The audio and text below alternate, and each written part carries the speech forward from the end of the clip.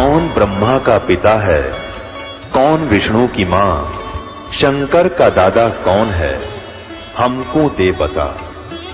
ये जानने के लिए कृपया सुनिए।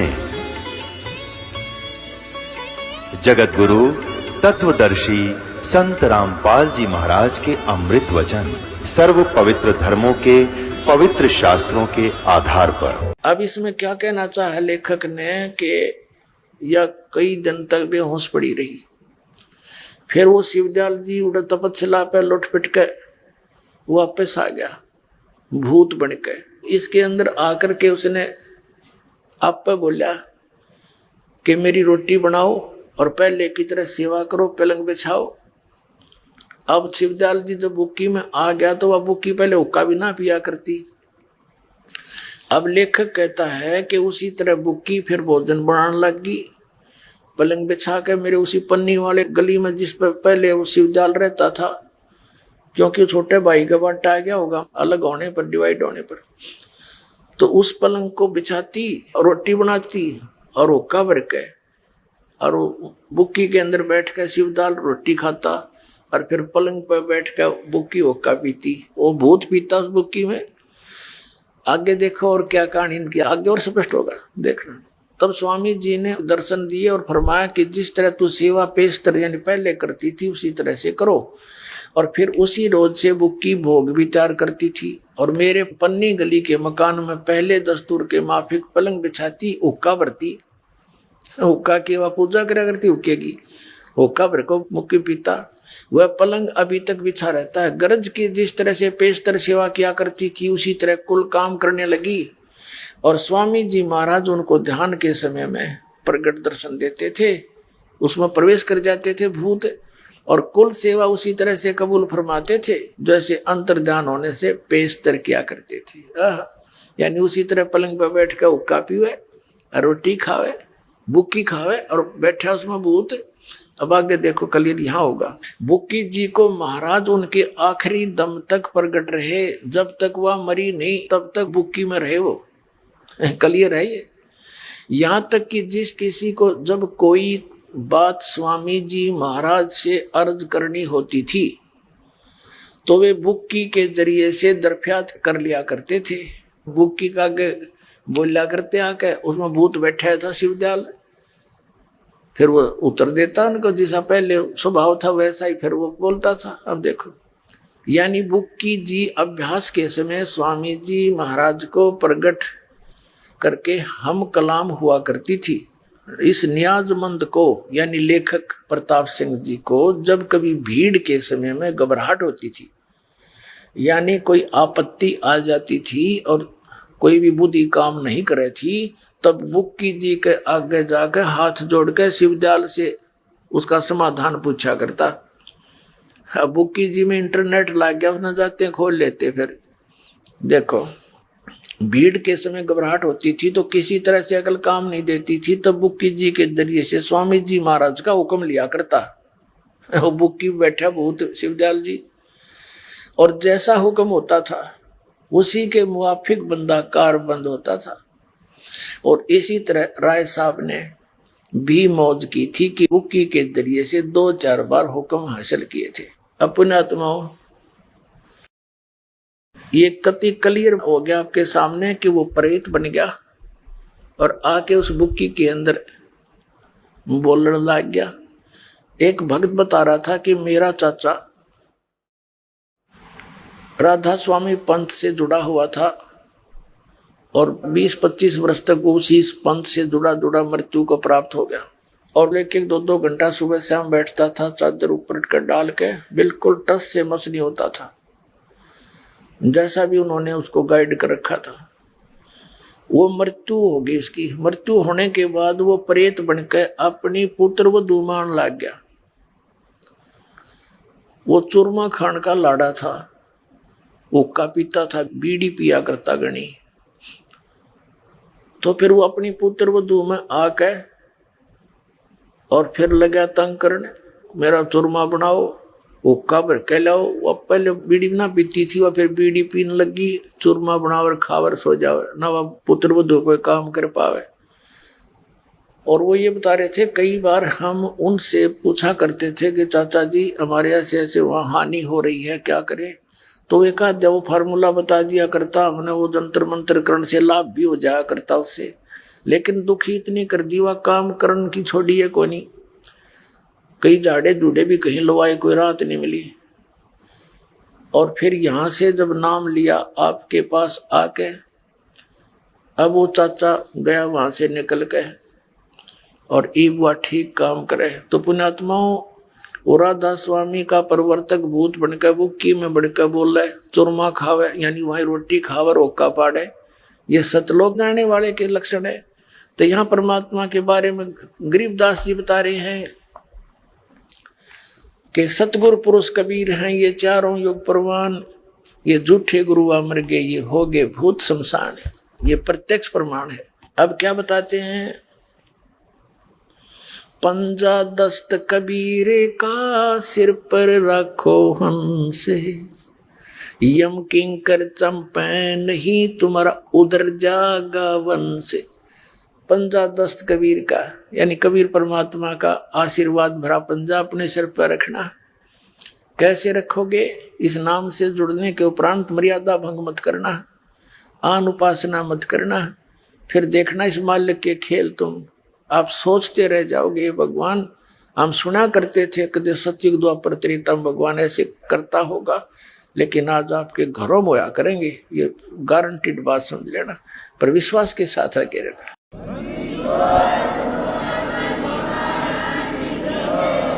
अब ये भूत प्रेत तो परमात्मा के चरणों में आने के बाद ये निकट भी नाम है। समर्थ का शरणा गहो रंग होरी हो, कदे न हो एकाज राम रंग होरी हो। एक भक्त बता रहा था, बड़ी सी उम्र का था, आज से 10 वर्ष पहले की बात है। वो किसान था जाट। वो कहने लगा जी मैं अपनी बहन के गया हुआ था और वहां बहन के जमीन ज्यादा थी, वर्षा हो गई थी और उनसे वो काबू नहीं आ रही थी। मैं अपने बैल लेकर गया था उसकी मदद कराने के लिए। मेरी दूसरे खेत में ड्यूटी लगा दी और जो बहन का जो पति था वो दूसरी खेत में काम करने, बैलों को ले गया अपने हल को। तो जहां मैं अपना हल चला रहा था वहां एक जोड़ी थी छोटी सी, उसमें झाड़ बोझड़े से थे और वहां एक छोटी सी मढ़ी बना रखी थी। ये पूजा पाजा खातिर जंतर मंत्रा की बना देते। तो दोपहर को मैं बैलों को पानी पिलाने गया तो उस मढ़ी के ऊपर एक दड़ी गुड़ 5 किलो गुड़ रखा, बेली हुआ करती बड़ी ही बना के 5 किलो का पूरा पैकेट सा। तो मैंने वो उठा के फोड़ फाड़ के बैल आगे डाल दिया, बैल अपने खा लिया। तो रात्रि में मैं सो रहा था घर पे, तो कितना आदमी 4.5 फुट का और जैसे मुसलमान टाइप का व्यक्ति आया। नो बोला छोरे लड़के तू मेरे तो तगड़े की शरण में था, तेना मेरा चढ़ाया हुआ प्रसाद खा लिया। जब तू इसकी शरण में ना होता ना तन्नर तेरे बैलान दोनों मारो। तो उठा एकदम फड़क कर तेरा गजब हुई सचमुच। न बोला जी उस दिन पाछा मेरा पेटा भर गया। फिर उनको मैंने बताया अपनी बहन को, अपने उस बहनोई को। वो कहने लगा वहां से कोई ऐसा गलती कर देता है तो तीसरे दिन मर जाता है, तूने मारती ना बताई। बोला तुमने क्या बताओ, मेरे साथ समर्थ रहा। तो उसके बाद उन्होंने बोला जी और दृढ़ विश्वास हो गया समर्थ पुरुष कबीर है, ये पूर्ण परमात्मा है। बोलो सतगुरुदेव।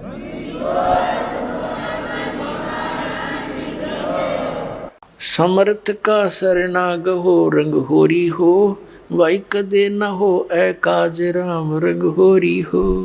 समर्थ का शरण गहो, समर्थ का कभी अकाज नहीं होगा, कभी आपका बुरा नहीं हो सकता जब नियम में रहोगे। देखो मर्यादा सबसे बड़ी चीज है इस मार्ग में। कबीर साहब कहते हैं जब लग हंसा हमारी आना, आन माने मर्याद में, और तब लग गहनी काल का बाना। बाण माने तीर, जैसे कि तब दुर्घटना करवा देता है, एक्सीडेंट करवा देता है या किसी अन्य कारणों से मार डालता परिवार के परिवारों को। तो परमात्मा कहते हैं जब लग तुम मेरी मर्यादा में रहेगा, काल का तेरे ऊपर कोई अटैक नहीं हो सकता। ये गारंटीड बात समझना।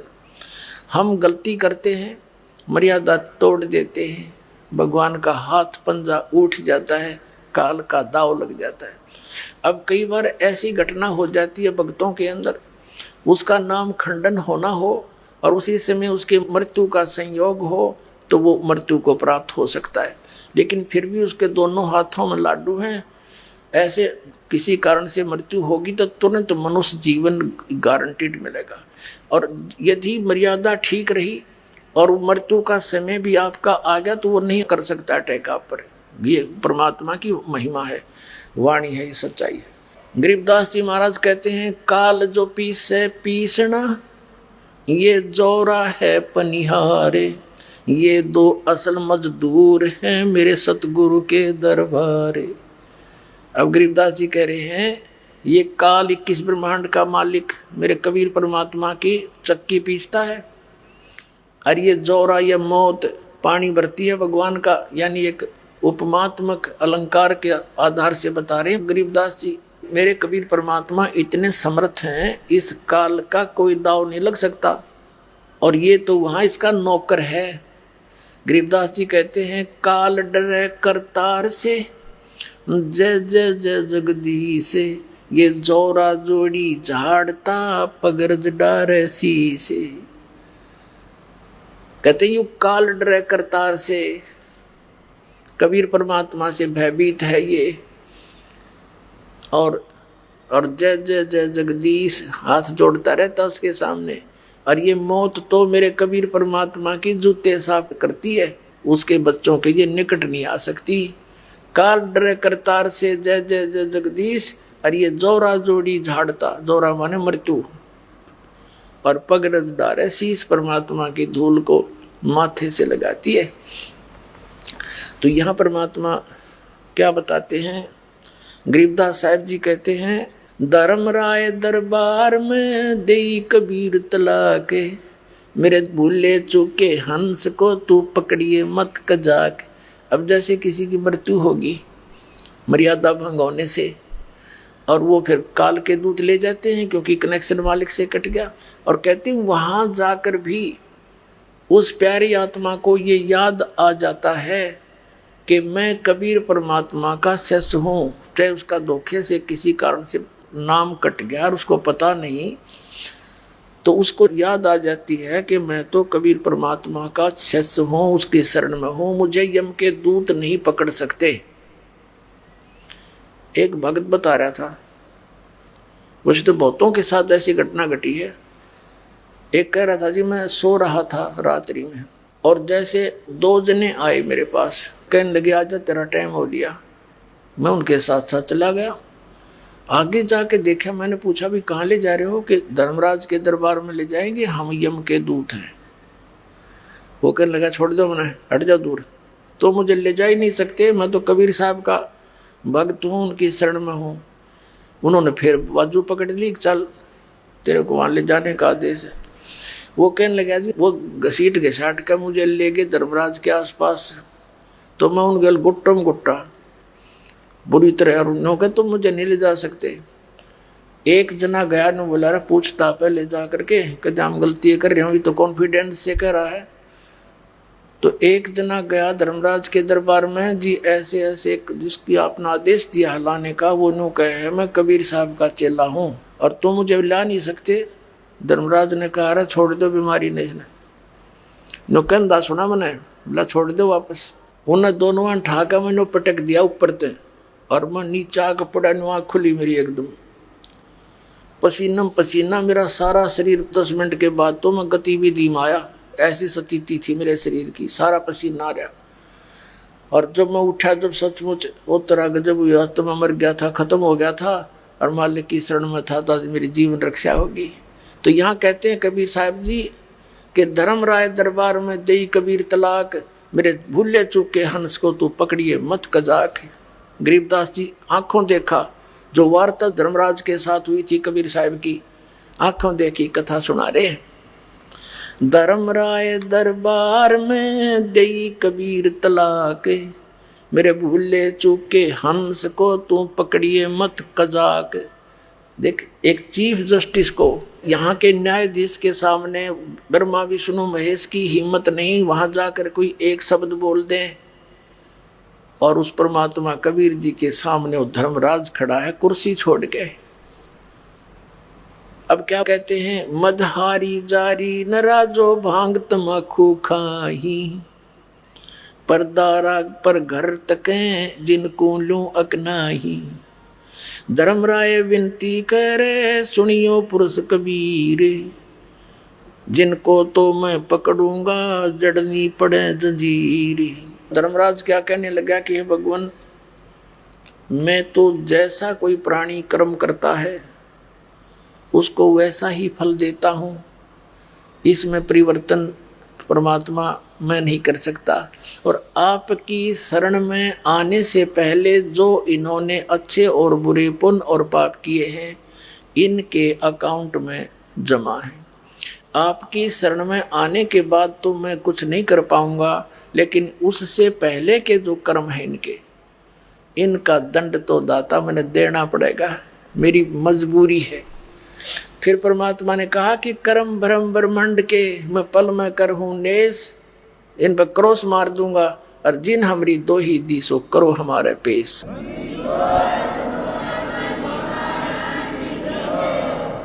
परम पिता परमात्मा पूर्ण ब्रह्म सर्व सृष्टि के रचनहार कबीर परमेश्वर जी की असीम कृपा से आप सभी पुण्यात्माएं परमात्मा के सत्संग को सुनने के लिए उपस्थित हो पाए। भक्ति मुक्ति के दाता सतगुरु, ये भटकत प्राण फिरंदा, उस साहिब के हुक्म बिना नहीं तरवर पात हिलंदा। परमात्मा की महिमा में लिखा है कि इस प्राणी को मोक्ष प्राप्ति के लिए, कल्याण के लिए गुरु की आवश्यकता पड़ती है। भक्ति मुक्ति के दाता सतगुरु, ये भटकत प्राण फिरंदा, क्योंकि सतगुरु के पास आने से तत्व ज्ञान होता है प्राणी को। जिनको सतगुरु नहीं मिलते वो सत्संग भी सुनते हैं लेकिन उनका कल्याण नहीं हो सकता। तो सतगुरु सत्संग करते हैं, और नकली जो संत होते हैं वो भी अपने आप को सतगुरु सिद्ध किए हुए होते हैं। जिनके पास सत्संग नहीं है, सत्संग का अर्थ होता है सच्चा आध्यात्मिक ज्ञान, जिसको तत्व ज्ञान कहते हैं, जो सर्व शास्त्रों के अनुकूल होता है। तो जो सत्संग नहीं करते, नाम सत्संग का ही लेते हैं, उनके सत्संग सुनने से भी जीव कल्याण नहीं हो सकता। पुण्यात्मा, आज मानव आध्यात्मिक मार्ग के अंदर ऐसा है जैसे प्रथम कक्षा में प्रवेश पाने के लिए बच्चा जाता है, उसको कुछ भी ज्ञान नहीं होता। तो आज का पूरा मानव अध्यात्म मार्ग में उस प्रथम कक्षा के बालक के तुल्य है। इस विश्व में यदि कहीं सत्संग है तो इस बरवाला आश्रम के अंदर इस दास के माध्यम से आपको सुनने को मिलता है। इस दास के इन वचनों को जो प्रथम बार सुनेगा वो बालक बुद्धि से युक्त प्राणी कुछ भी सोच सकता है कि रामपाल अभिमान करता है कि विश्व में किसी के पास भी अध्यात्म ज्ञान नहीं है। अभिमान तो वो व्यक्ति करे जिसकी अपनी कोई खोज हो ये तो गॉड गिवन स्पिरिचुअल नॉलेज है, परमात्मा का दिया हुआ आध्यात्मिक शास्त्रों का ज्ञान हमारे पास उपलब्ध है।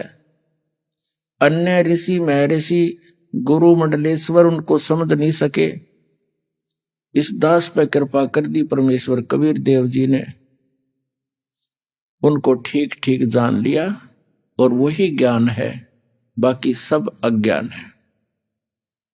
कबीर साहब कहते हैं, कबीर और ज्ञान सब ज्ञानड़ी, कबीर ज्ञान सो ज्ञान, जैसे गोला तोब का करता चले मैदान।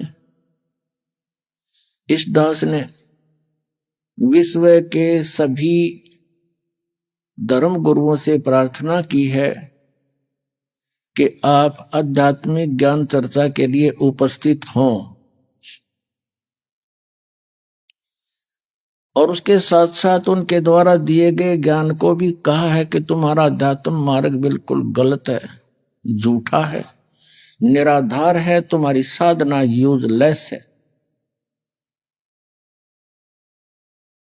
और वो फिर भी नहीं चसक रहे हैं। उत्तर दो कि रामपाल झूठ बोल रहा है, कोई प्रमाण दो। और हमने सैकड़ों प्रमाण दे दिए इस दास ने, क्योंकि उनके पास ज्ञान नहीं,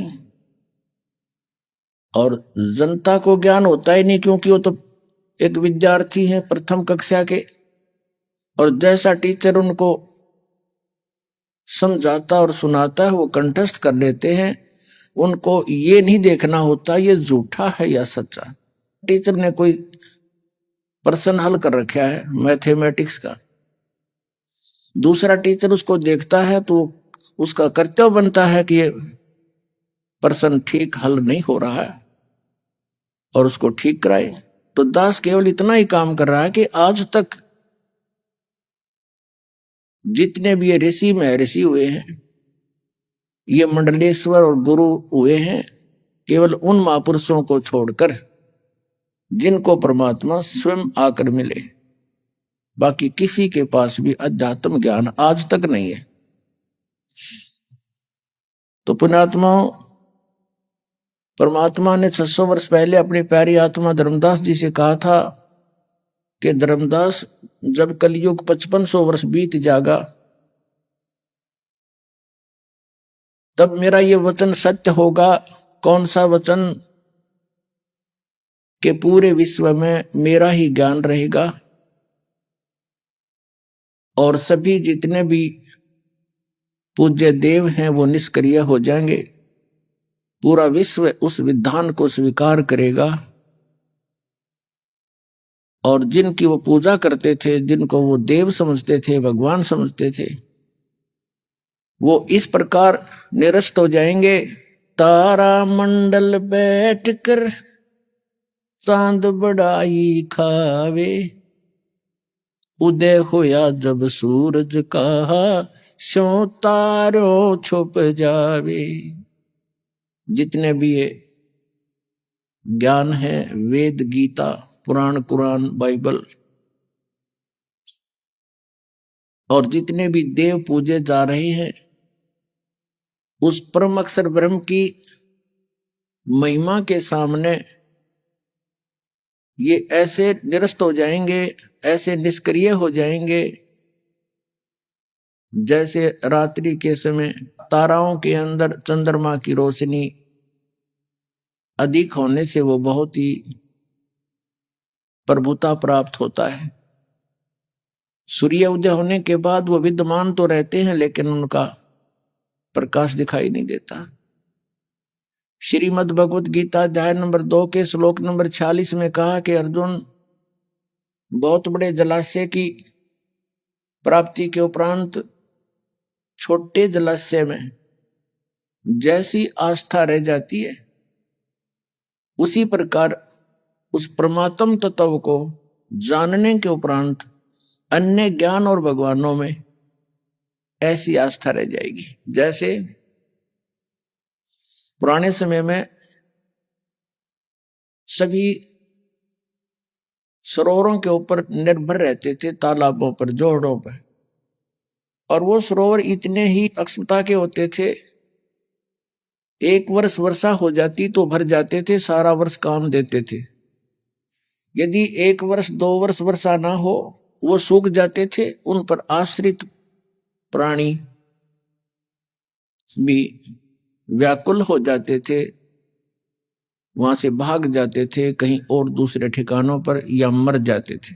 और उनको फिर बहुत बड़ा सरोवर मिल जाता है, कोई झील मिल जाती है जिसका जल 10 वर्ष वर्षा ना हो तो भी समाप्त ना हो, तो फिर वो सभी उस झील के आसपास ही चले जाते थे, उन छोटे सरोवरों को छोड़ देते थे। उन छोटे सरोवरों का, तालाबों का, जो जलाशयों का जल था, वो जल व्यर्थ नहीं था, वो सरोवर व्यर्थ नहीं थे, लेकिन वो पर्याप्त नहीं थे। इसी प्रकार जिन भगवानों को, श्री कृष्ण, श्री विष्णु, श्री शंकर भगवानों को, दुर्गा देवी को, निरंजन ब्रह्म को जो भी पूजते थे, वो देव बुरे नहीं, लेकिन वे हमारे लिए पर्याप्त नहीं, क्योंकि ये स्वयं नाशवान है, इनकी भी जन्म मृत्यु होती है। तो फिर हम सुखी कैसे हो सकते हैं? हम उस स्थान को कैसे प्राप्त कर सकते हैं जिस परमात्मा के उस लोक में जाने के बाद, शाश्वत स्थान में जाने के बाद फिर कभी जन्म मृत्यु नहीं होती, क्योंकि ये स्वयं नाशवान है। श्रीमद् भगवत गीता का ज्ञान इस ज्योत स्वरूपी निरंजन काल भगवान ने बोला श्री कृष्ण में प्रवेश करके। श्री कृष्ण जी का गीता जी के ज्ञान में कोई रोल नहीं है, कोई भूमिका नहीं है। उसका शरीर प्रयोग किया गया इस ज्योत स्वरूपी निरंजन, जिसे ब्रह्म कहते हैं, गीता अध्याय नंबर 11 के श्लोक 32 में वो अपने आप को काल कहता है, मैं काल हूं। इस काल ने बोला ये ज्ञान, ये ब्रह्म है, और हम जिसकी पूजा करने को कहते हैं और करते हैं वो पूर्ण ब्रह्म है, वो परम अक्षर ब्रह्म है, वो अविनाशी परमात्मा है, और अन्य नाशवान भगवान है, श्री ब्रह्मा जी, श्री विष्णु जी, श्री शिव जी, श्री देवी जी, और ये ज्योत निरंजन ब्रह्म। इनका स्वयं ही जन्म मृत्यु होता है, तो इनको प्राप्त प्राणी भी जन्म मृत्यु में ही रहते हैं। तो श्रीमद् भगवत गीता अध्याय नंबर 18 के श्लोक नंबर 62 में, 62 में गीता ज्ञान दाता कहता है कि अर्जुन, तू सर्वभाव से उस परमेश्वर की शरण में जा जिसकी कृपा से तू परम शांति को और सनातन परम धाम को प्राप्त होगा। पुण्यात्माओं, जब तक जन्म मृत्यु है तो जीव को शांति नहीं। शांति उस समय होगी जब हमारा जन्म और मृत्यु सदा के लिए समाप्त हो जाएगा। वो समाप्त कैसे होगा? अभी तक आपने जिन भी महापुरुषों के सत्संग सुने हैं, उन्होंने यही बताया है कि जो सतलोक की महिमा गाते हैं, सचखंड की महिमा सुनाते हैं, जैसे राधा स्वामी पंथ, धन धन सतगुरु सच्चा सौदा सिरसा वाले, और जय गुरुदेव पंथ मथुरा वाले या ठाकुर जी वाले, ये सब एक ही कुएं का जल है। शिवदयाल जी के विचारों से ही ये आगे चले हैं। ये सतलोक की महिमा तो गाते हैं, लेकिन सतलोक में परमात्मा को ये निराकार बताते हैं। केवल वहां चेतनता ही चेतनता है, और इनकी इतनी अज्ञान विधान है इन संतों का, इनके हेड ऑफ द डिपार्टमेंट का, इनके इस राधा स्वामी पंथ के प्रवर्तक का, श्री शिवदयाल जी का, कि उसको तो इतना भी ज्ञान नहीं था। कोई पहली कक्षा का बच्चा भी ए आ तो ठीक बता देता है, वो ए आ भी नहीं जाना था, ए बी सी का ज्ञान नहीं था इसको, अध्यात्म मार्ग का। पुण्यात्माओं, जैसे सिद्धांत बताते हैं 2.5 घंटा सुबह ध्यान लगाओ, 2.5 घंटा शाम को। परमात्मा कहते तुम्हारा झूठा ज्ञान है। और ध्यान कहाँ लाओ? जो तुम्हारा ज्ञान यूजलेस है, ध्यान कहाँ लगाओगे? ये बात विद्या चतुराई, तुम चतुरता दिखा रहे हो। परमात्मा कहते हैं चातुर प्राणी चोर हैं, उनको ज्ञान नहीं अध्यात्म मार्ग का, भगवान के चोर हैं। और मूड मुग्ध हैं ठोठ, जो उन पर आश्रित बैठे हैं। ऐसे बेसलेस नॉलेज पर, निराधार ज्ञान के ऊपर आश्रित बैठे हैं। तो परमात्मा कहते इतना हम सत्संग सुना रहे हैं, हम ज्ञान दे रहे हैं, इसको सुनकर भी वो नहीं मानते हैं और इधर अपना कल्याण के लिए नहीं आते हैं। तो मूड मुग्ध है ठोठ, वो कति ठोठ हैं, वो विचार भी नहीं करना आवश्यक समझते कि तुम कहाँ बैठे हो, कहाँ जा रहे हो। और संतों के नहीं काम के, उनको दो गलजोट। वो कल्याण नहीं चाहते, फिर तो वही ठीक है, पड़े रहो उनके पास। जिनका ज्ञान ऐसा, कैसा ज्ञान है? उनकी एक पुस्तक है राधा स्वामी पंथ वालों की, सारवचन राधा स्वामी वार्तिक। और उसमें क्या ज्ञान है उनका? हे भगवान, आत्मा रोती है दास की कि 150 वर्ष बर्बाद कर दिया, मानो को नरक में ठोक दिया। उनको ये ज्ञान था।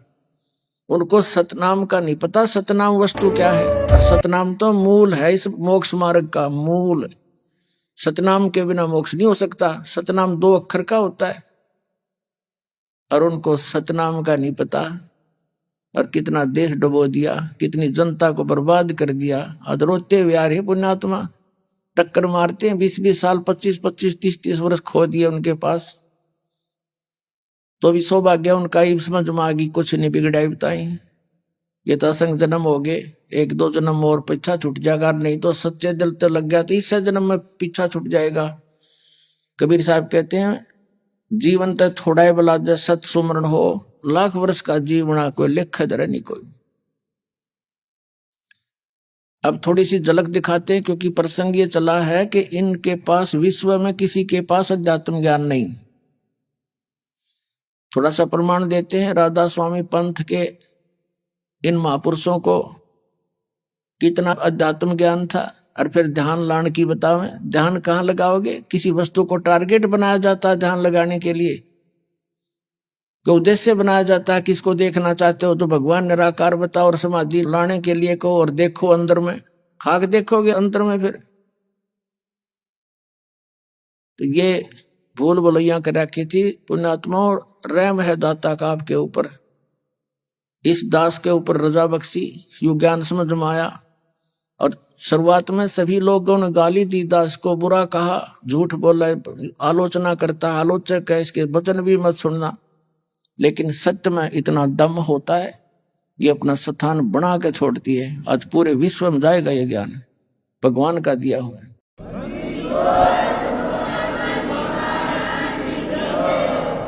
ये देखिएगा, एक पुस्तक है राधा स्वामी वार्तिक, सारवचन राधा स्वामी वार्तिक, हजूर स्वामी जी महाराज, राधा स्वामी सत्संग व्यास।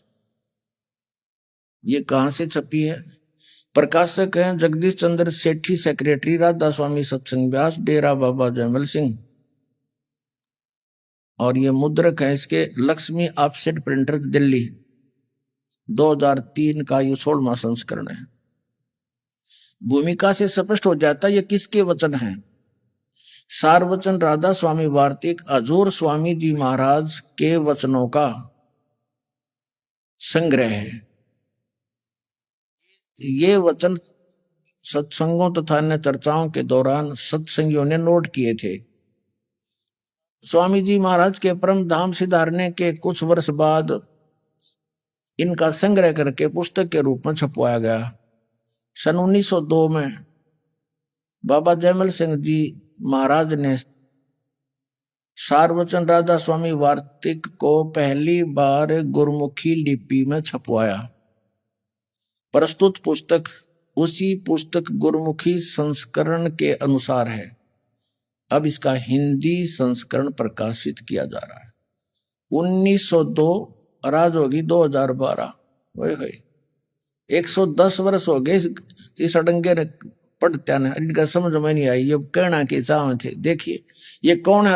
हजूर स्वामी जी, हजूर जी महाराज के सत्संगों का संग्रह है ये कौन है हजूर जी? देखिए स्वामी जी महाराज का शुभ नाम सेठ शिवदयाल सिंह जी था। ये राधा स्वामी पंथ का प्रवर्तक है, सेठ शिवदयाल सिंह जी। आपने 25 अगस्त 1818 में आगरा शहर में जन्म लिया। आपके पिताजी का नाम सेठ दिलवाली सिंह जी तथा माता जी का नाम महामाया जी था। आपके पूर्वज पंजाब के रहने वाले थे तथा घर में गुरु ग्रंथ साहिब का पाठ किया जाता था। आपके माता पिता हाथरस के प्रसिद्ध संत तुलसी साहिब के भक्त थे। स्वामी जी महाराज ने भी तुलसी साहिब की काफी संगति की थी। बचपन से ही स्वामी जी महाराज का रुझान अध्यात्म की ओर था। आपने एक कमरे में बैठकर 17 वर्ष सूरत शब्द योग का अभ्यास किया। 17 वर्ष तक डरे डोए उसने एक कमरे में बैठ के। ये प्रश्न नंबर 6 पढ़ रहे हम। सन 1861 में बसंत पंचमी के दिन खुले तौर पर आम सत्संग और सुरत शब्द योग का उपदेश शुरू किया। अब पुण्यात्माओं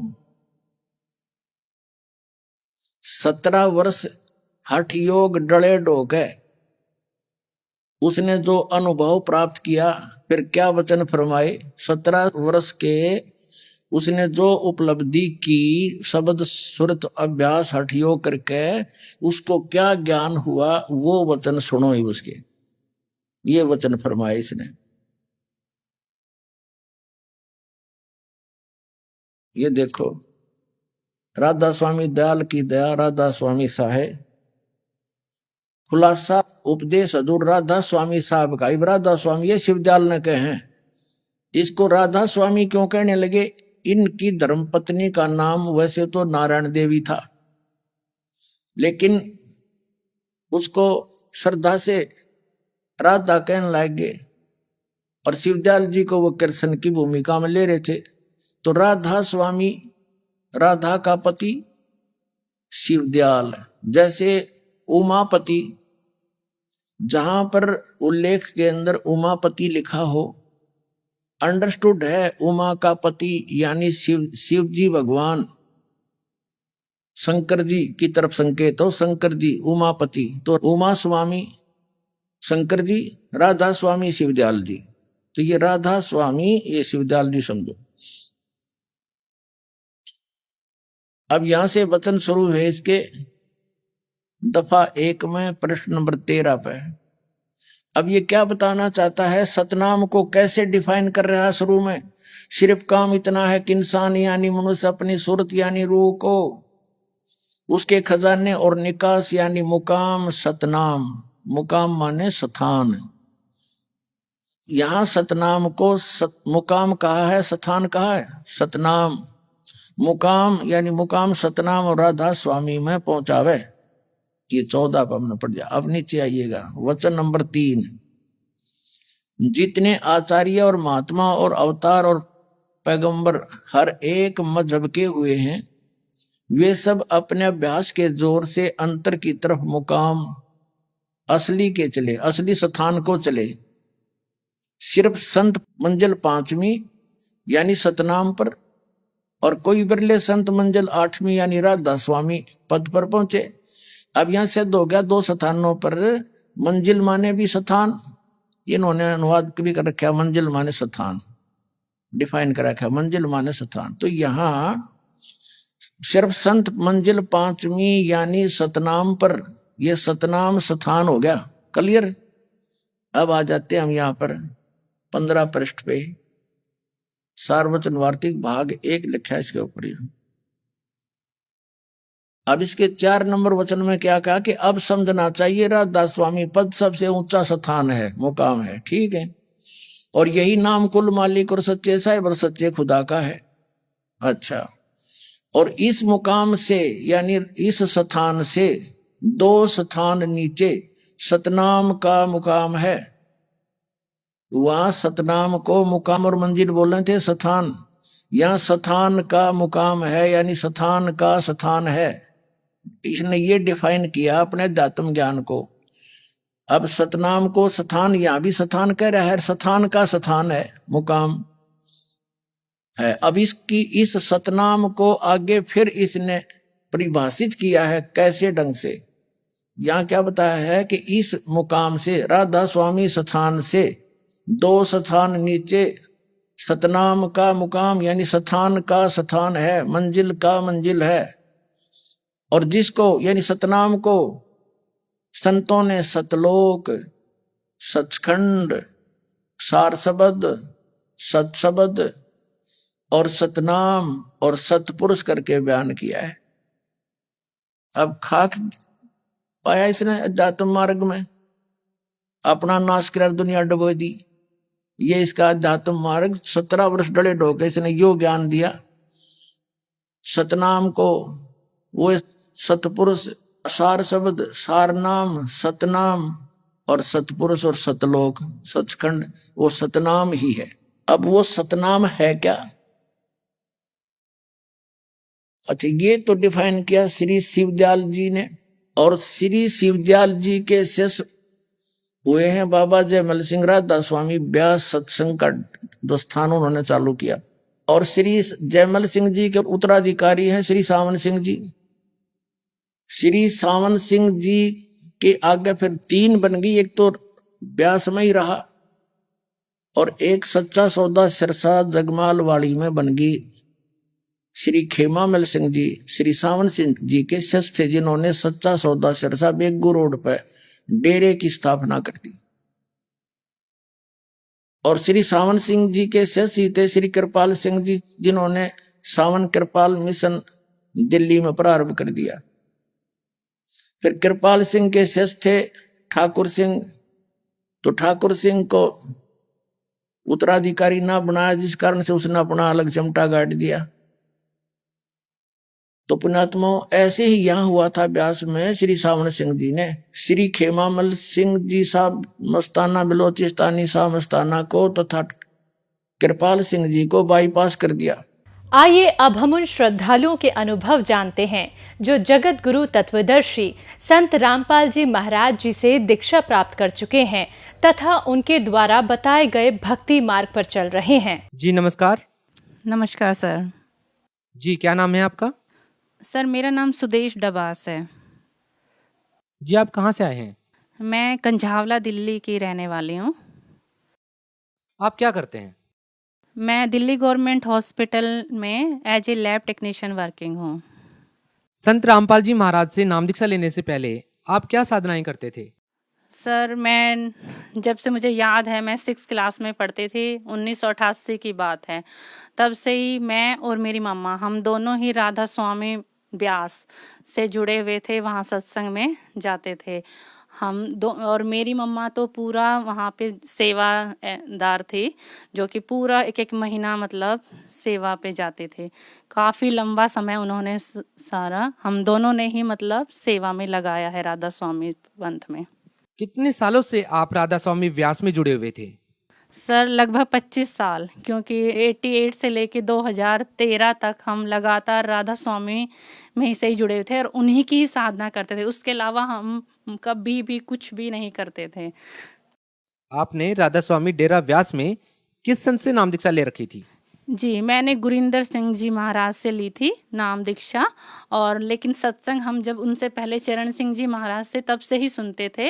और सबसे पहले मेरी मम्मा और मैं ब्यास गए थे, वहाँ से हमने पहले कई साल सत्संग सुना चरण सिंह जी महाराज से। फिर उन्होंने चोला छोड़ दिया था, उसके बाद गुरिंदर जी महाराज उस गद्दी पे आए थे, तो उनसे हम दोनों ने, मम्मी ने, मैंने नाम दीक्षा ली थी।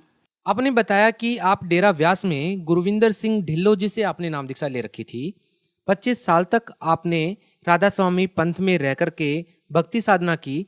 तो फिर हमारा सवाल ये है कि फिर आपने संत रामपाल जी महाराज जी से नाम दीक्षा क्यों ली, जब आप पहले भक्ति साधना कर ही रहे थे? जी सर बिल्कुल। जब पहले तो हम अंधेरे में ही जी रहे थे सर। हम सोच रहे थे कि जो हम कर रहे हैं साधना सही है, लेकिन एक मोड़ आया 2013 का, जिसमें कि मुझे संत रामपाल जी महाराज का सत्संग सुनने को मिला। मैंने उनके 2012 के सत्संग थे वो सुने। 2012 के जो सत्संग सुने तो उसमें उन्होंने राधा स्वामी पंथ का सच्चाई प्लस मतलब हम राधा स्वामी पंथ में जाते थे, बस वहाँ पे क्या था, एक नॉर्मल बेसिक नॉलेज देते थे कि शराब नहीं पीनी, मांस नहीं खाना, अच्छा आचरण रखना है, नेक हलाल की कमाई करनी है, अच्छी बात है, एक अच्छे इंसान को ये सब करना भी चाहिए। बट उन्होंने कभी भी ये तक भी नहीं बताया कि परमात्मा कौन है, कैसा है, कहाँ रहता है, कैसे मिलता है, सच्चे मंत्र क्या है, कुछ भी नहीं। जो कि मैंने संत रामपाल जी महाराज का जब 2012 के सत्संग सुने तो उसमें मुझे पता चला कि सच्चा नाम क्या है। सच्चा नाम वो है जो सच्चा गुरु है, वो है जो दो आखर का भेद बताता है, एक लखावे एक छुड़ावे, 100 प्राणी निज घर को जावे, नानक जी ने भी ऐसे बोला है। तो मतलब जब हमें समझ आया कि हमें तो 5 नाम दे रखे हैं और वो 5 नाम भी काल के नाम हैं, जो कि है ज्योत, निरंजन, ओंकार, निरंकार, सारे मतलब काल के नाम हैं। तो काल के नाम का ही जाप करके हमें मोक्ष कैसे हो सकता है? देखिए, पहले आपने राधा स्वामी पंथ में गुरविंदर सिंह जी से नाम दीक्षा ले रखी थी, अब आप संत रामपाल जी महाराज जी से जुड़े हुए हैं। ये सुना जाता है कि गुरु नहीं बदलना चाहिए, गुरु बदलना पाप होता है। आप इस बारे में क्या कहना चाहेंगे? जो धर्मदास जी थे उन्होंने भी कई गुरु बनाए थे, और भी मैंने कई अच्छी पुस्तकें पढ़ी हैं, उन्हें मैंने देखा है कि कई जो जिनको हम जो महान व्यक्ति हैं उन्होंने कईयों ने गुरु बदले हैं। और क्या कहते हैं, जब हम अगर वो पूर्ण गुरु होते, उनके पास पूर्ण नाम होता, वो हमें पूर्ण मोक्ष दिला सकते, तो हम कभी भी सपने में भी नहीं सोचते कि हमें राधा स्वामी पंथ छोड़ना है। लेकिन जब मुझे पता चला कि मेरा जीवन बर्बाद हो रहा है, मैं बचपन से ही सिर्फ मोक्ष के लिए ही जुड़ी थी कि मुझे मोक्ष मिलेगा, सच्चे अपने घर पे, सच्चे सचखंड घर पे जाएंगे। जब मुझे वो ही नहीं मिलेगा तो फिर मैं राधा स्वामी पंथ में रह के क्या करूंगी? जब मुझे सच्चा ज्ञान हुआ तो मैंने तुरंत अपना रास्ता बदल लिया। आपने बताया कि आपने संत रामपाल जी महाराज जी के सत्संग सुने और सत्संगों से प्रभावित होकर के आपने संत रामपाल जी महाराज से नाम दीक्षा ले ली। ऐसी कौन सी बात आपने सत्संग में सुनी जिसने आपको मजबूर कर दिया उस 25 साल की साधनाओं को छोड़ने के लिए जो आप राधा स्वामी पंथ में कर रहे थे? संत रामपाल जी महाराज ने हमें ये बताया कि परमात्मा कौन है, कहाँ रहता है, कैसे मिलता है, हमें पूर्ण मोक्ष कैसे मिल सकता है। ये सब ज्ञान सुनकर मुझे बहुत अच्छा लगा और मैंने संत रामपाल जी महाराज से नाम दीक्षा ली। क्या संत रामपाल जी महाराज जी से नाम दीक्षा लेने के बाद आपको कोई लाभ मिले? क्योंकि हम बहुत सारे लोगों से जब इंटरव्यू लेते हैं, पूछते हैं, तो उनका कहना है कि संत रामपाल जी महाराज से नाम दीक्षा लेने के बाद उन्हें आर्थिक लाभ, मानसिक लाभ, आध्यात्मिक लाभ, बहुत सारे लाभ मिलते हैं। तो आपको संत रामपाल जी महाराज से नाम दीक्षा लेने के बाद क्या लाभ मिले? जी सर, सबसे पहले तो मुझे आध्यात्मिक ज्ञान मिला कि जिसकी मैं बचपन से खोज में थी, वो सच्ची भक्ति मेरे को मिली। दूसरा, मेरे को 1998 से ही मेरे को AVM जो कि ब्रेन में नसों में ब्लॉकेज की प्रॉब्लम थी, जिससे कि मेरी 600 mg टेबलेट चलती थी। 200 mg मुझे सुबह खानी होती थी, 400 mg शाम को, जेन रिटार्ड करके। और डॉक्टर ने ये बोला था कि आपको होल लाइफ ये मेडिसिन खानी है, अगर आप ये नहीं खाते हैं तो आपको फिट्स आ सकते हैं। तो मेरा GB पंथ में बहुत ही फेमस डॉक्टर हैं, डॉक्टर मेहंदी रत्ता, उनके यहाँ ट्रीटमेंट चला।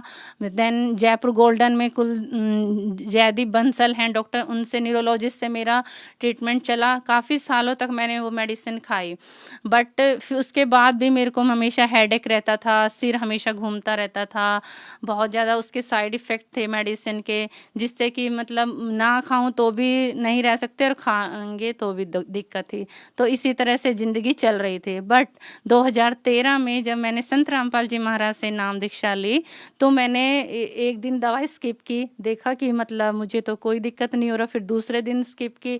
तो इसी तरह से मेरे तीसरे चौथे दिन मैंने कहा नहीं गुरुजी, मैं अब ये संत रामपाल जी महाराज से मन में ही संकल्प लिया कि अब मैं मेडिसिन नहीं खाऊंगी। गुरुजी, मैंने बहुत दवा खा ली, अब मैं और दवा नहीं खा सकती, आप प्लीज़ मुझे ऐसे ही ठीक कर दीजिए।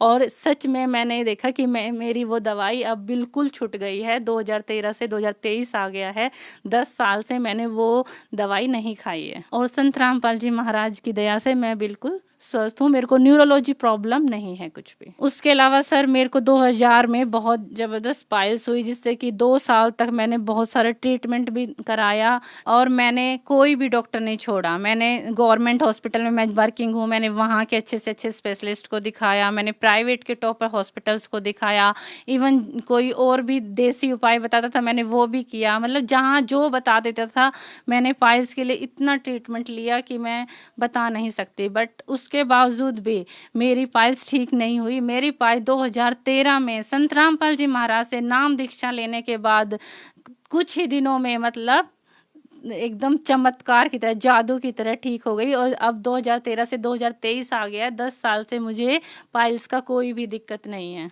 और मैं सर खुद मेडिकल प्रोफेशनल से हूँ और मेरा इतना सारा मतलब अपना पर्सनल एक्सपीरियंस था और मैंने बहुत सारे एफर्ट्स किए, बट मेरा वो चीज़ बिल्कुल भी ठीक नहीं हो रहा था, जो कि संत रामपाल जी महाराज ने जादू की तरह मेरा ठीक कर दिया।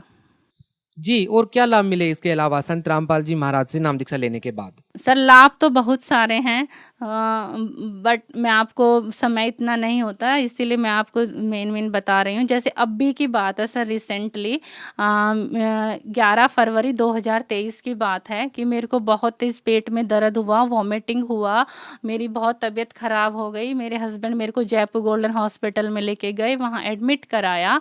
मेरा अल्ट्रासाउंड हुआ तो मेरा अल्ट्रासाउंड में भी मुझे कुछ दिक्कत नहीं था, बट मुझे उसमें आया कि मेरे को इंटेस्टाइन में इन्फेक्शन है, लार्ज इंटेस्टाइन में इन्फेक्शन है। उसके बाद डॉक्टर ने सीटी के लिए बोल दिया, मेरा सीटी हुआ तो उसमें भी मेरे लार्ज इंटेस्टाइन का बहुत बड़ा दिक्कत मिला, जिसमें भी डॉक्टर ने बोला कि आप सर्जरी पर जा सकते हो, आपका सर्जरी करना पड़ेगा। तभी तुरंत मैं इतना घबरा गई, इतना मैंने पर तुरंत संत रामपाल जी महाराज से मन ही मन प्रार्थना लगाई और मैंने संत रामपाल जी महाराज से आश्रम में भी कॉल करे कि गुरु संत रामपाल जी महाराज, मुझे डॉक्टर्स ने सीटी स्कैन में बहुत बड़ा दिक्कत बता दिया है कि जिससे कि सर्जरी करनी पड़ सकती है लार्ज इंटेस्टाइन का। तो संत रामपाल जी महाराज ने कहा कि नहीं बेटा, कुछ नहीं होगा, चिंता मत करो, भक्ति करते रहो, विश्वास बनाए रखो। जिससे कि डॉक्टर ने फिर बोला कि चलो आपको ना 48 आवर्स या 72 आवर्स फास्टिंग पे रखेंगे, जिससे कि देखते हैं कि आपकी दिक्कत कितना रिकवरी होती है।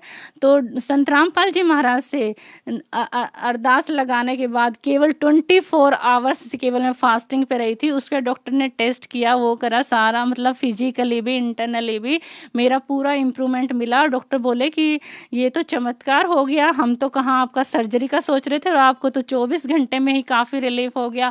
उसके बाद मैं मोशन भी ठीक से जा रही थी, सारा मतलब अच्छे से सब हो गया था। उन्होंने मेरा पहले सॉफ्ट ड्रिंक लिक्विड शुरू कर दिया, देन सॉफ्ट ड्रिंक पे मैं आ गई। और डॉक्टर ने जब मेरे को डिस्चार्ज दिया 17 फरवरी 2023 को, तो उन्होंने बोला था कि आपका दिक्कत ठीक थोड़ा हो गया है, बट आपको होल लाइफ पूरा मतलब रात को तो खाना खाना ही नहीं है, दिन में भी आपको बिल्कुल थोड़ा थोड़ा क्वांटिटी छोटे बच्चे की तरह खाना है, दूध भी बिल्कुल जरा सा लेना है, हर चीज़ मतलब बहुत ज़्यादा परहेज बता दिए थे कि आपको बिल्कुल नाम मात्र खाना है और रात में तो खाना ही नहीं है। जबकि मैं संत रामपाल जी महाराज की दया से 17 फरवरी से जब से हॉस्पिटल से आई हूँ, मैंने मुश्किल से 2 दिन बस सॉफ्ट डाइट ली थी, दलिया वगैरह। 19 फरवरी के बाद से मैं नॉर्मल एक पर्सन की तरह पूरा अपना 3-4 रोटी जैसे जो पहले खाती थी सारा सब कुछ एज इट इज़ खा रही हूँ। ये परमात्मा ने सबसे बड़ा मेरे लिए चमत्कार किया है। सुदेश जी, जैसा कि आपने बताया कि संत रामपाल जी महाराज से नाम दीक्षा लेने के बाद आपको इतने सारे लाभ मिले, आप खुद मेडिकल लाइन से हैं, आजकल का जो शिक्षित वर्ग है, आप उन लोगों को कैसे ये विश्वास दिला पाएंगे कि संत रामपाल जी महाराज की भक्ति करने से, संत रामपाल जी महाराज से नाम दीक्षा लेने से आपको वो लाभ मिल सकते हैं जो कि मेडिकल लाइन में भी संभव नहीं है? देखिए सर, मैं खुद मेडिकल लाइन से हूँ और मैंने हर डॉक्टर से अच्छे डॉक्टर से अपनी बीमारियों का ट्रीटमेंट कराया, बट और राधा स्वामी पंथ में मैं पूरा बचपन से ही 25 साल से वो साधना कर रही थी। तो वो सारी साधना करते करते भी, ट्रीटमेंट लेते लेते भी मेरी वो दिक्कतें ठीक नहीं हुई, जो कि 2013 में संत रामपाल जी महाराज से दीक्षा लेने के बाद बिल्कुल छूमंतर हो गई। मुझे खुद विश्वास नहीं हुआ कि मतलब मेरे साथ ये क्या हो रहा है। संत रामपाल जी महाराज सद्भक्ति सभी सत्शास्त्रों के आधार पर देते हैं, जिनसे हमें पूर्ण लाभ मिलता है। अगर हम संत रामपाल जी महाराज के बताए हुए सत्य ज्ञान को समझेंगे, सुनेंगे और उस पर अमल करेंगे तो हमें ये लाभ अवश्य मिलेगा।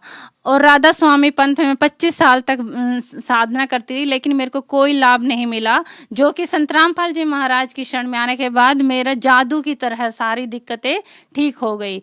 तो ये चीज़ें आपको साइंस की किताबों में नहीं मिलेंगी, खुद एक्सपीरियंस करना पड़ेगा। संत रामपाल जी महाराज की शरण में जाके उनका ज्ञान सुन के, और ये लाभ आप खुद एक्सपीरियंस कर सकते हैं।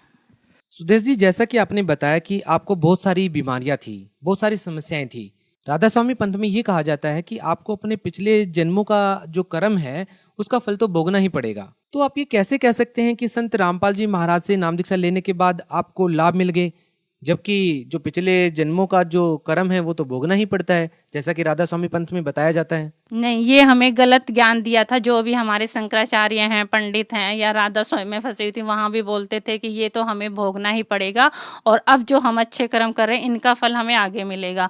लेकिन संत रामपाल जी महाराज ने हमें हमारे सभी ग्रंथों से ये प्रमाणित करके दिखाया है कि देखो बच्चों, इसमें लिखा हुआ है कि पूर्ण परमात्मा वो है जो हमारे घोर से घोर पाप को नाश कर सकता है, और उन्होंने किया है। अगर मेरे घोर पाप के कारण ही मेरे को ये इतनी दिक्कत बीमारियां होंगी, जिनका परमात्मा संत रामपाल जी महाराज ने मेरा इन बीमारियों का नाश कर दिया। तो अब मेरा पाप का विनाश कैसे हो गया? जो कि राधा स्वामी पंथ में रहते हुए वो मेरा पाप नहीं कट रहा था, लेकिन संत रामपाल जी महाराज से नाम दीक्षा लेने के बाद मेरा पाप कटा। और ये नहीं, कोई भी दिक्कत हमें आती है, हमारे जो पिछले जन्मों के कर्मों के कारण हमारा जो जन्म है, इसमें दिन प्रतिदिन कुछ ना कुछ हमारे ऊपर छोटा मोटा कष्ट आता है, लेकिन संत रामपाल जी महाराज हमारे उस कष्ट का निवारण तुरंत कर देते हैं और कहते हैं कि बेटा बस आप अपना भक्ति करते रहो। संत रामपाल जी महाराज को मानव समाज एक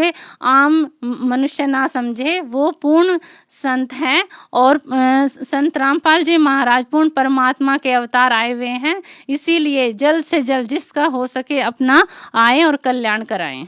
मैम, आप उन लोगों को क्या संदेश देना चाहेंगे जिनका मानना है कि पाप कर्म तो भोगने ही पड़ेंगे, चाहे वो राधा स्वामी पंथ में जुड़े हुए हों या कोई अन्य संत से जुड़ा हुआ हो? वो आपका इंटरव्यू देख करके एक उम्मीद की किरण देख रहा है, आप उन लोगों को क्या कहना चाहेंगे?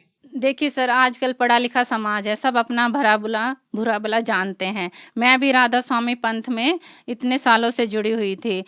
राधा स्वामी में मनमाना आचरण करा रहे हैं, उसमें सच्चे मंत्र भक्ति नहीं है, जिससे कि हमें पूर्ण लाभ नहीं मिलेगा। अगर आप सबको अपना मानसिक, शारीरिक, आर्थिक लाभ चाहिए, आपको पूर्ण मोक्ष चाहिए, तो आपको संत रामपाल जी महाराज जी की शरण में आना ही पड़ेगा। इसके अलावा दूसरा कोई भी रास्ता नहीं है। मैम, बहुत सारे लोग ऐसे हैं जो संत रामपाल जी महाराज जी से जुड़ना चाहते हैं, तो आप उन लोगों को क्या कहना चाहेंगे जो संत रामपाल जी महाराज जी से जुड़ना चाहते हैं? वो कैसे जुड़ सकते हैं? सर, संत रामपाल जी महाराज ऐप है, वो डाउनलोड कर सकते हैं, यूट्यूब पे सर्च कर सकते हैं, फेसबुक पे सर्च कर सकते हैं। बहुत सारे प्लेटफॉर्म हैं जिन पे हम संत रामपाल जी महाराज का ज्ञान सर्च करके सुन सकते हैं। और सत्संग सुने, सत्संग में नीचे डिस्प्ले होता रहता है जिसमें कि सभी नंबर दिए होते हैं। आप उन नंबरों पे कांटेक्ट करके अपने ही जिले में नामदान ले सकते हैं। जी, बहुत बहुत धन्यवाद।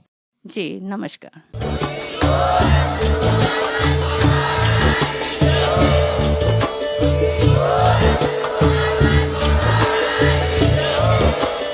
आप सुन रहे थे जगत गुरु तत्वदर्शी संत रामपाल जी महाराज जी के मंगल प्रवचन। अधिक जानकारी के लिए विजिट कीजिए हमारी वेबसाइट www.jagatgururampalji.org। संत रामपाल जी महाराज जी के शुभ आशीर्वाद से पूरे विश्व भर में 500 से भी ज्यादा नाम दीक्षा केंद्र हैं, जिन पर संत रामपाल जी महाराज जी द्वारा ऑनलाइन निशुल्क नाम दीक्षा दी जा रही है। अपने नजदीकी नाम दीक्षा केंद्र का पता करने के लिए संपर्क करें 8222880541।